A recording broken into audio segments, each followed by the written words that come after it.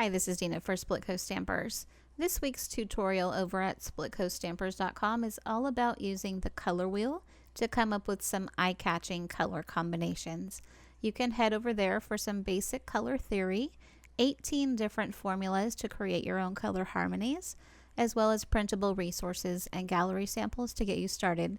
In this video, I want to give you a tour of a standard color wheel and show you some different styles of the tool that are available. So this is a pretty basic color wheel. It's divided into 12 sections, and I actually took the little grommet out of this one so I could pull it apart and show you those sections a little more clearly. And it's kind of hard to see them with all those guides on the front there. So here are the 12 color sections, and typically on a color wheel you'll see different rings of color. So the outer ring here is the pure color. The inner rings are variations of that color, adding either white, gray, or black. And these are just a sampling from all the colors that can be in between red and white, red and gray, and red and black. So these are obviously just picked at random, but around the ring they have an equal amount of white, an equal amount of gray, and an equal amount of black. Okay, so here's my ring put back together. This side of the ring is used to show relationships between colors. So the color wheel will usually have this kind of geometric guide in the center that will help you connect colors that are similar or that form a pattern based on their spacing around the wheel. So the first one to look at is this arrow, and this arrow shows complementary colors, and because of the way the colors are organized on the wheel, the colors that are directly across from each other are opposites, or we'll call them complementary colors. And these two colors together have the most extreme contrast to each other, and so that little arrow there will help you to put those complementary pairs together easily. So let's stick with red here. Sometimes that contrast is just a little bit too much, so instead of going directly across in a complementary pair, we can choose a split complementary color scheme. So instead of going straight across, we're taking this color and going to the left and right. So the split complementary pair would be the red, blue-green, and yellow-green in this situation. So that little elongated triangle there shows how to find the split complementary colors that go with red. The next triangle here is an equilateral triangle, so it's pointing to 3 colors that are spaced evenly around the wheel.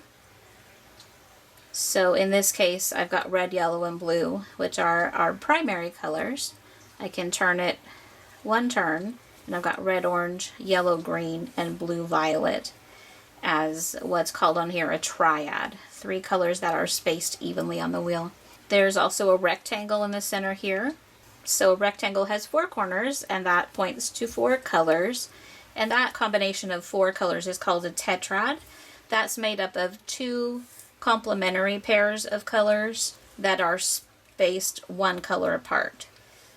So I've got red, violet, and yellow, green as a complementary pair, blue, violet, and yellow, orange, and those 4 colors together make a rectangular tetrad. There's also a square that will create a square tetrad, and those are 4 colors that are evenly spaced around the wheel. Also complementary pairs. So I've got red, violet, and yellow, green as a complementary pair, blue and orange in that square tetrad. So that's how this side of the wheel is used, and typically there will be instructions and explanations on the wheel about different types of color combinations, how to use the wheel, warm colors, cool colors, and those explanations will be on there for you. So that is this side. I guess it's the front. That's how this side of the wheel works. The other side is used for color mixing. So we've got the pure colors around the edge, and then a guide in the center that will show you what will happen if you mix any of these colors together. So just sticking with red, if we add red to red, we're going to keep red there. If we add yellow, we'll end up with an orange. If we add blue, I think they were going for purple there, or violet, but it looks awful blue. So those may be in equal parts. That doesn't seem right at all, does it? I guess it's a little darker in there. All right, if we add white to red, we'll get a pink. If we add black to red, we'll get a rusty brown. So you can focus on any color to see what will happen to it if you mix it with another color. That's what this side is for. We're not getting into color mixing today.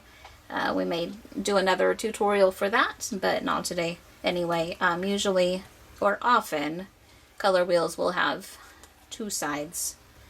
So one is for matching colors together and one is for mixing colors together. So this is a pretty standard wheel. This is a pocket size. You can get an 8-inch size, which is nice to keep at your desk. I lose these all the time, so I actually have 2 of these and one that I cut apart so that I could see the color wedges and isolate them a little more for putting combinations together. Another one that I have that's a similar format to that one. This actually is a watercolor wheel. So instead of, it has the pure colors on the outside, but the other color samples, I don't know if you can see the texture on there. They've tried to simulate what these colors would look like on watercolor paper, and instead of adding white here, this tint is shown with the color and added water. The tone is shown with the color layered over gray, and this one is shown with the color layered over black. So that's the difference in that one. And I use this one more. I think I just like how these colors look better. This one also has a mixing guide on the back, and it's similar in the textures there. I think that the color mixes would be a little different because these are layering transparent colors. So this is specifically a watercolor wheel, but I keep it on my desk anyway. I like the colors better. Maybe they're a little more muted to me. So those are 2 similar wheels. The other wheel that I have is actually used for quilting, and this one is made by Dritz. So it is similar in format, where it's got the 12 sections. On this wheel, the pure colors are at the inside of each little key section. Up to the left of the pure color are the tints.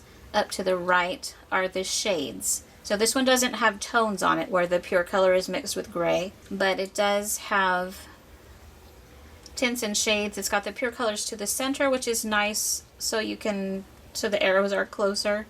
It's got arrows here for complementary colors.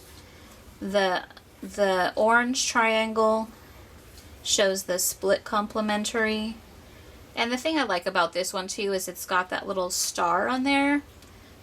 So you can point that towards your key color, the main color in your combination. So we've got the split complementary. The red triangle is the triad, again with the star for the key color. And then we've got the green rectangle for the rectangular tetrad, and a purple square for the square tetrad. So that is pretty cool. Also, in each one of these little key sections, let me grab a paper here, some colored images. There's a hole in the middle of each little key section. So if you were wanting to, this is a dual complementary. Dual complementary is not one of the combinations that is shown on here, but a dual complementary is 2 complementary pairs that are next to each other.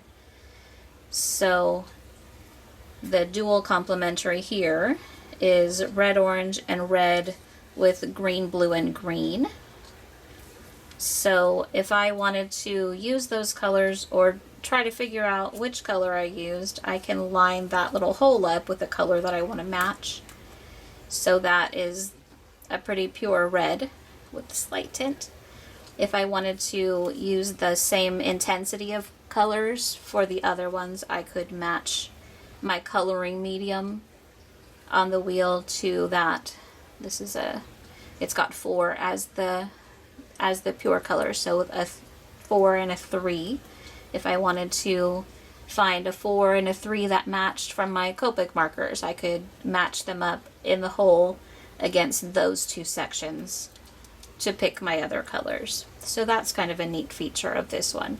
This one doesn't have anything on the back except just some instructions for how to use the wheel. Pick, point, and match. Very simple. And it's got the names of the colors in 3 languages in case you needed those. But anyway, I will link to these down below and on the photo tutorial so you can find them easily. All 3 of these color wheels are unique and useful for different reasons, so I'm happy to have all 3, but maybe from my description you might see one that you connect with better or that will meet your needs better. So that's why I wanted to give you a tour of each one. Thank you so much for watching.